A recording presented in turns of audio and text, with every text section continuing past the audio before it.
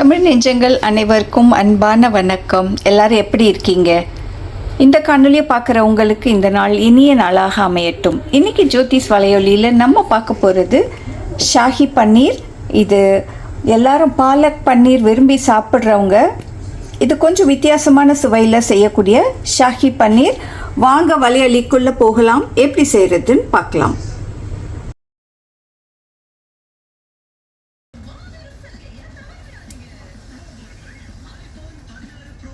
ஒரு கைப்பிடி அளவு முந்திரியை நல்லா கொதிக்கிற தண்ணியில் இந்த மாதிரி போட்டு நல்லா பாயில் பண்ணி எடுத்துக்கோங்க. இது கடைசியாக நம்ம இதை அரைச்சி அந்த பாலக்கில் சேர்க்க போகிறோம். இந்த பாலக் இலைகளில் இருக்க தண்டுகளை நீக்கிட்டு நல்லா சுத்தம் பண்ணி இதை எடுத்துக்கோங்க. தண்டுகள் அதிகமாக சேர்க்காதீங்க, ஏன்னா தண்டுகளில் நார் தன்மை அதிகமாக இருக்குது. நம்ம இதை அரைக்கும் போது அது நார் அதிகமாக இருந்துச்சுன்னா பாலக் பன்னீர் சுவையாக இருக்காது. தண்ணி இந்த மாதிரி கொதிக்க வச்சுட்டு அடுப்பை அணைச்சிருங்க. நம்ம இந்த கீரைகளை அதில் போட்டு அப்படி எடுக்க போகிறோம்.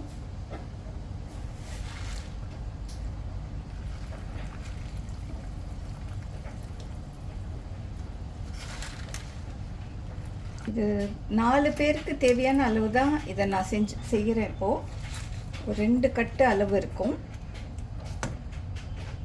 இந்த கீரைகளை நல்லா தண்ணிக்குள்ளே முக்கிடுங்க, ஏன்னா தண்ணி நல்லா கொதிக்க வச்ச தண்ணி தான். நம்ம இதை வேக வைக்கணுன்ற எந்த அவசியமும் இல்லை. பாருங்கள், நிறம் இப்போவே மாறிடுச்சு. இதிலேருந்து நம்ம எடுத்துருவோம். ஒரு 3 நிமிடங்கள் இருக்கும், அவ்வளோதான். இதை நான் தண்ணியிலேருந்து எடுத்துறேன். இதை எல்லாத்தையும் எடுத்துட்டோம். இதை நல்லா ஆற விட்டு இது கூட சில மசாலா பொருட்கள் சேர்த்து நம்ம அரைக்க போகிறோம். இப்போ இந்த பன்னீர் துண்டுகளை இப்போ இந்த எண்ணெயில் நம்ம பொரித்து எடுத்துக்கலாம்.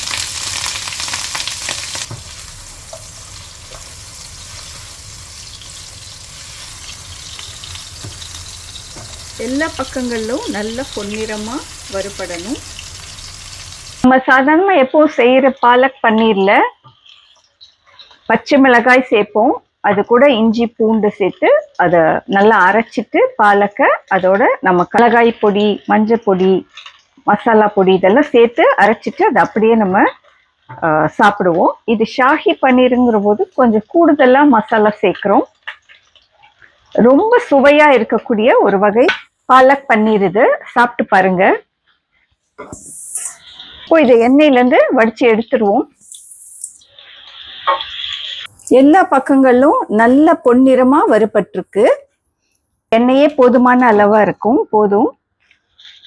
இதில் 4 காஞ்ச மிளகாய், 2 அன்னாசி பூ, 1 துண்டு பட்டை, 2 பிரிஞ்சி இலைகள், கல்பாசி, ஒரு 1/4 ஸ்பூனுக்கு மிளகு, 1/4 ஸ்பூன் சீரகம், 1/4 ஸ்பூன் சோம்பு. இது முதல்ல போட்டு எண்ணெயில் நல்லா வறுத்துருங்க. அடுத்தது ஒரு 10 பாதாம், ஒரு 10 முந்திரி, 4 பல் பூண்டு, 1 துண்டு இஞ்சி, இதையும் நல்லா கலந்து விட்டுருவோம். மிளகாய் நல்லா வறுபட்டுருச்சு. இப்போது வெங்காயம், ஒரு பெரிய வெங்காயம் பெரிய பெரிய துண்டுகளாக போடுங்க.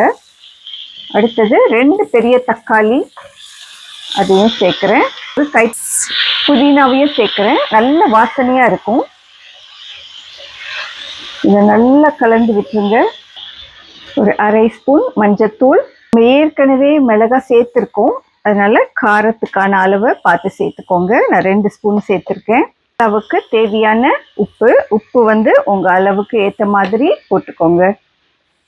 1/2 ஸ்பூன் ஜீரகத்தூள் சேர்க்குறேன். கரம் மசாலா ஒரு 1/2 ஸ்பூன் சேர்க்குறேன். இது எல்லாம் நல்லா கலந்து இந்த தக்காளி வெங்காயத்தோடு நல்லா கலந்து இதை நம்ம ஆறின பிறகு நம்ம இதை அரைக்க போகிறோம். இதில் நான் வெண்ணெய் 1 ஸ்பூன் போடுறேன். வெண்ணெய் நல்ல ஒரு கூடுதல் சுவை கொடுக்குங்கிறதுக்காக நான் அதில் போடுறேன். இது உங்களுக்கு ஆப்ஷனல் தான். 1 ஸ்பூன் எண்ணெயும் சேர்க்குறேன். வெண்ணெய் நல்லா உருகட்டும். இந்த 1 ஸ்பூன் ஜீரகம், 1 ஸ்பூன் சோம்பு,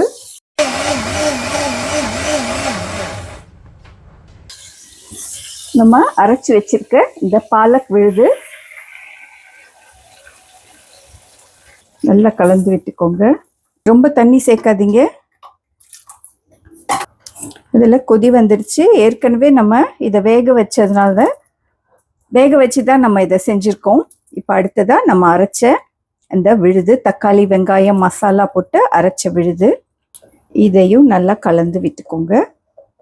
ரெண்டும் ஒன்றா சேர்ந்து இப்போது ஒரு கொதி வரட்டும். உப்பு சரியாக இருக்கான்னு பார்த்துக்கோங்க. தேவைப்பட்டால் உப்பு சேர்த்துக்கலாம். உப்பு கொஞ்சம் குறையிற மாதிரி இருக்குது. நான் ஒரு அரை ஸ்பூன் அளவு உப்பு சேர்க்குறேன். மசாலா நல்ல கொதி வந்துருச்சு. இப்போ இந்த நேரத்தில் நம்ம வறுத்து வச்சிருக்க பன்னீரையும் சேர்த்துருவோம்.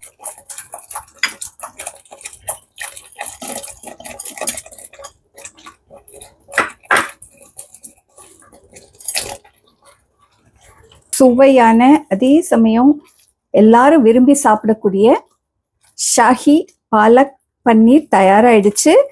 இது உண்மையிலே பரோட்டாவோடையும் சப்பாத்தி, ரொட்டி, நான் கூட சாப்பிட்றதுக்கு ரொம்ப அருமையான ஒரு சைட் டிஷ்னு சொல்லலாம். இது எனக்கு ரொம்ப பிடிக்கும்.